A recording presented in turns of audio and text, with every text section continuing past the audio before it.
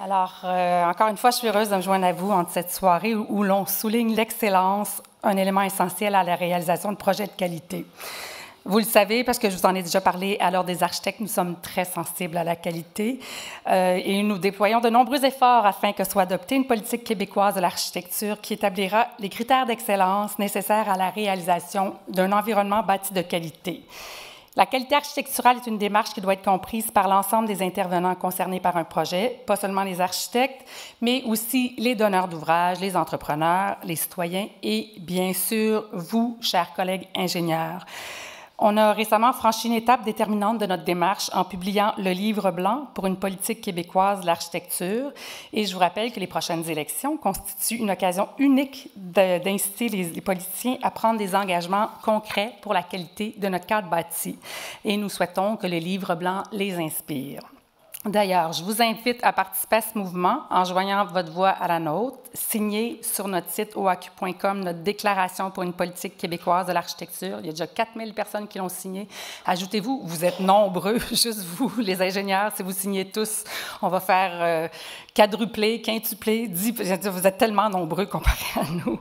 Et faites circuler notre livre blanc disponible également sur notre site. Alors, je souhaite que nous soyons tous animés du même désir d'excellence afin d'offrir dans chacun des projets où nous collaborons un legs à valeur ajoutée aux usagers et à la société.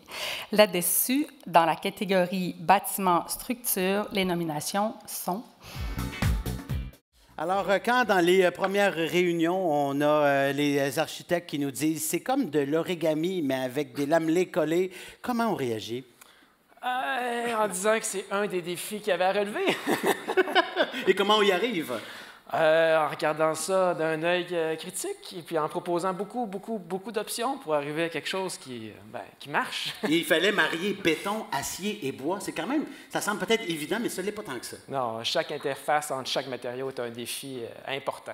C'est sûr que ça mérite beaucoup d'attention. Puis après ça, il faut coordonner chaque sous-traitant. Ça a l'air de rien, là, mais les problèmes sont là. Et vous pouvez maintenant passer le micro à Mme Gaétane de l'Éveillé. Oui. Hey! Hey! Hey! On est-tu content? Un théâtre flambant neuf. À Saint-Jérôme, on l'attendait depuis 20 ans. Parce que dans une communauté, avoir des sous pour un théâtre neuf, c'est plutôt rare. Et quand ça arrive, il faut sauter sur l'occasion. Oui, effectivement. Et l'équipe qui était là, c'était magnifique. Le théâtre est magnifique. Je vous invite à venir le voir, à venir l'essayer. Et il est là pour longtemps. C'est un legs magnifique. Au moment où on se parle, il a été inauguré? Oui, il est inauguré. Il y a des spectacles depuis le 29 novembre. Donc, le théâtre Gilles Vigneault, qui a eu l'honneur d'ouvrir cette salle? Claude Dubois. Claude Dubois. Eh bien, sur ça, je vous dis fadli, fadli-do. Eh. Bravo, félicitations. Merci, messieurs. Merci beaucoup. Bravo. Bravo. Merci à vous. Bravo. Merci.